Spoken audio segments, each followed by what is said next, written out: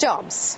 It's the four-letter word that's being spoken about a lot, from economists to politicians to the average Joe on the street. As the outlook for the labour market continues to be tepid, many fear that until we see a hiring pickup, the US economy will continue to face major challenges ahead. My next guest has a few ideas. He is John Winsett, CEO of NPI Financial, and his firm has just finished a study that he says will help S&P 500 companies save billions of dollars, money that they can use to hire new employees, of course, and reinvest back into their business. Great to have you with us today, John. What were the major findings, and were there any major surprises as well? I think the total aggregate savings that is potentially had from managing these spend categories was shocking. $21 billion just on IT spending for the S&P 500 companies. So, you know, what we did is we analyzed our historical savings that we have with our clients, which are mostly Fortune 500 companies, and we were able to find an additional 12% savings in IT alone. We also analyzed transportation, energy, and telecom. So all that equated to $51 billion of potential savings, which could add up to 1 million jobs. So you've identified these savings. You've managed to hunt them out. Why are the companies hunting them out themselves? Well, because, you know, our business is spend management. And so we take pricing data, we take market visibility, we bring it to our clients because they only see what they spend. And we bring all these other companies' spending to them. And they're able to find out. It's all about benchmarking, benchmarking, and benchmarking.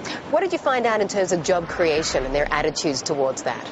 Yeah, well, I mean, you know, they are sitting on cash as best they can. They want to be prepared for whatever rough road is ahead. Yet, if they were able to find additional savings, hidden spending that they could bring back into their coffers, they would perhaps reinvest it for jobs or innovation. But does it go even further than that? Like, did they actually voice to you, for example, reasons specifically why they're not hiring right now? Maybe that they want to hire, maybe they need to hire, but they're worried about regulatory, healthcare uncertainties down the road?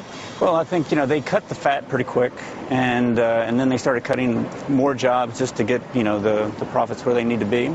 But now they're looking post-recession, and they want to be able to compete effectively. And so they are looking at what new jobs they can bring on, but they want to do it prudently.